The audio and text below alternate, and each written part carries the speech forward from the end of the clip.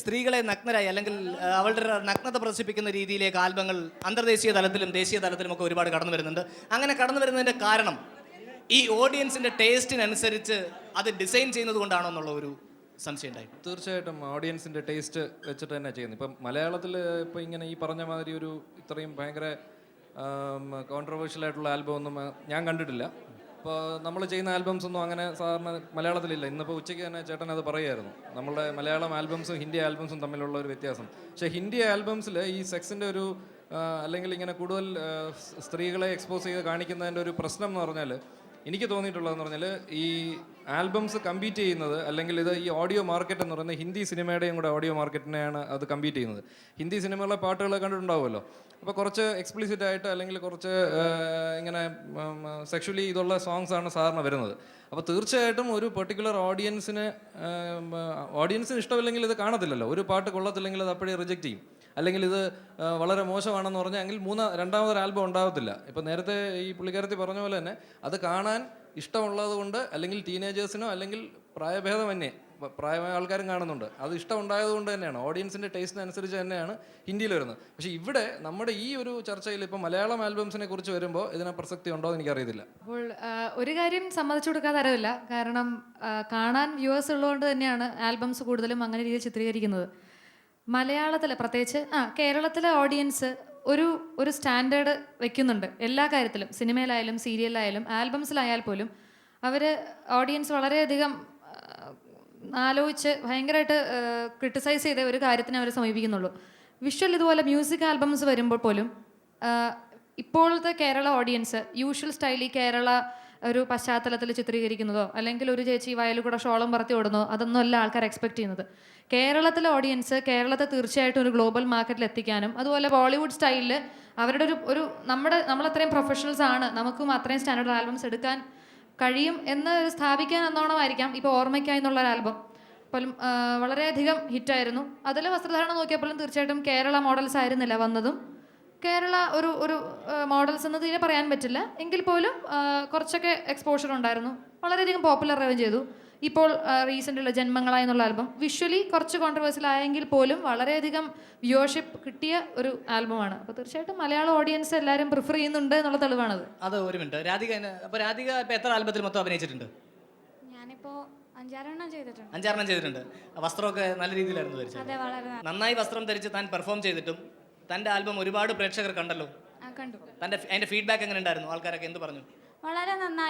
വളരെ നല്ല അഭിപ്രായമാണ് എല്ലാവരും. അല്ലേ, അപ്പോൾ ഒരു കാര്യം ചോദിക്കുന്നത്, അല്പവസ്ത്രധാരികളായ അതൊരു റീസൺ ഉണ്ട് കോന്നുകുട്ടി.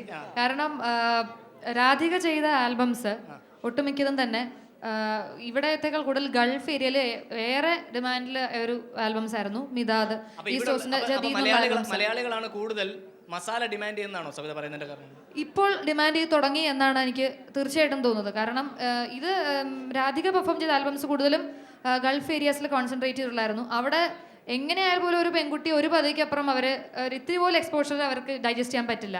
അപ്പോൾ കംപ്ലീറ്റ് ഭയങ്കര നീറ്റായിട്ടാണ് അവർ ഷൂട്ട് ചെയ്ത് എല്ലാം ചെയ്തത്. ഇപ്പോൾ മലയാളികൾ അത് ദഹിക്കുന്നില്ല എന്നാണ് എനിക്ക് തോന്നുന്നത്. രാധിക അതിനൊരു ഉത്തരവോടെ പറയണം. ഇങ്ങനെ ഭയങ്കര എക്സ്പോഷർ ആയിട്ട് വരുന്ന പെൺകുട്ടികളുടെ മുമ്പിൽ പിടിച്ചു നിൽക്കാൻ താൻ വെൽ ഡ്രസ്ഡ് ആയിട്ട് എന്തുപാധിയായിരുന്നു ഉപയോഗിച്ചത്? അതിപ്പോൾ ഓരോ വർക്കിനനുസരിച്ചല്ലേ നമ്മൾ ഡ്രസ്സൊക്കെ സ്വീകരിക്കുന്നത്. ഇപ്പം അല്ല, ഞാൻ പറഞ്ഞത് അവിടെ ഒരു ചേട്ടൻ പറഞ്ഞു ആൺകുട്ടികളൊക്കെ തന്നെ ഇങ്ങനെ ഇത് കാണുന്നത് ബിക്കോസ് ഓഫ് ആ ഒരു എക്സ്പോഷർ ഉള്ളത് കൊണ്ടാണെന്ന്. താൻ എക്സ്പോഷർ ഇല്ലാതെ തന്നെ ഒരു ആൽബത്തിൽ പെർഫോം ചെയ്തപ്പോൾ തനിക്ക് പ്രേക്ഷകരുണ്ടാകാനുള്ള കാരണം എന്താണെന്ന് തനിക്ക് തോന്നിയിട്ടുണ്ടോ? അതിപ്പോൾ പ്രൊഫഷണലി നല്ല അഭിപ്രായമായിരുന്നു. അതുകൊണ്ട് എക്സ്പോഷർ ഇല്ലെങ്കിലും നല്ല ആൽബങ്ങൾ എപ്പോഴും എവിടെയും വിജയിച്ചേ പറ്റുള്ളൂ. ഓക്കെ, ശ്രീമാരത്തിൻ്റെ അടുത്ത് തന്നെ അതിൻ്റെ ഒരു കണ്ടിന്യൂഷൻ ആയിട്ട് കാര്യം ചോദിക്കാറുണ്ട്. ഏറ്റവും പുതിയ ഇഷ്ക് എന്ന് പറഞ്ഞ ഇദ്ദേഹത്തിൻ്റെ ആൽബം ഇപ്പോൾ കഴിഞ്ഞ ദിവസങ്ങൾ മുതൽ ടി വിയിൽ വന്നു തുടങ്ങിയിട്ടുണ്ട്. അതിനിങ്ങനെ ഒരു എക്സ്പോഷർ സ്റ്റൈല് ഏതെങ്കിലും ഭാഗത്ത് യൂസ് ചെയ്യുകയോ അല്ലെങ്കിൽ യൂസ് ചെയ്യാതിരിക്കുന്നുണ്ടെങ്കിൽ അതിൻ്റെ കാരണം എന്താണെന്നുള്ളൊരു കാര്യം? ഇല്ല, ഞങ്ങൾ ഈ നേരത്തെ പറഞ്ഞ പോലെ പെണ്ണുങ്ങളെ ഓവറായിട്ട് എക്സ്പോസ് ചെയ്യുകയോ അങ്ങനെ ചെയ്തിട്ടില്ല. കാരണം എൻ്റെ ജീവിതത്തിൽ നിന്നുണ്ടായ അനുഭവങ്ങൾ തന്നെയാണ്. അത് പറഞ്ഞിട്ടാണ് ബിജു ആണത് ക്യാമറയും ഡയറക്ഷനും ചെയ്തിരിക്കുന്നത്. 2 പാട്ട് എടുത്തിട്ടുണ്ട്. ഒന്നും തന്നെ ഒരു രീതിയിലും നമുക്കൊരു എക്സ്പോഷർ ഇല്ലാതെ തന്നെ നമുക്ക് അതിനകത്തൊരു ഹൈറ്റ് ഉണ്ടാക്കാൻ സാധിക്കും.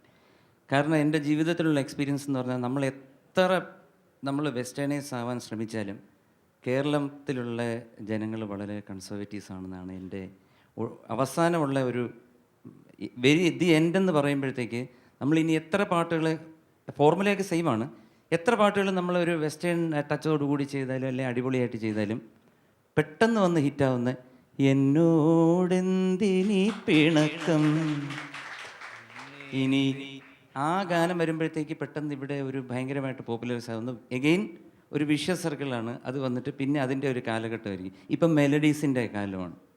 അപ്പോൾ എന്ന് പറഞ്ഞ പോലെ നമുക്ക് നമ്മുടെ കേരളത്തിൽ നമ്മളിനി ഈ രീതിയിലുള്ള എക്സ്പോഷറായിട്ട് കാണിച്ചു കഴിഞ്ഞാൽ ഒരിക്കലും വിലപ്പോകാൻ പോണില്ല എന്ന് എൻ്റെ ജീവിതത്തിൻ്റെ അനുഭവം എന്ന് പറയുന്നു. ചിലപ്പം ശരിയല്ലായിരിക്കാം, നന്നായിട്ട് എക്സ്പോസ് ചെയ്ത് വന്നു കഴിഞ്ഞാൽ ചിലപ്പോൾ ഒരു ആൽബമൊക്കെ നന്നാകാം, പക്ഷേ ഒരിക്കലും പറയാൻ പറ്റില്ല അതെന്ത് ഫീഡ്ബാക്ക് തരുമെന്നുള്ളത്. കമേഴ്സ്യലൈസേഷൻ പോയിന്റിൽ വളരെ നന്നായിരിക്കും. കാരണം ഒരു മോശപ്പെട്ട വസ്ത്രധാരണത്തോടു കൂടി ഒരു സ്ത്രീ വരികയും ബാക്കിയുള്ളൊരു നമ്മളൊരു ആൽബം എടുത്തു കഴിഞ്ഞാൽ ചിലപ്പോൾ കാസറ്റ് പോവും, പക്ഷേ പിന്നെ നമ്മുടെ ഇമേജ് എന്ന് പറയുന്ന സംഭവം നഷ്ടപ്പെടും.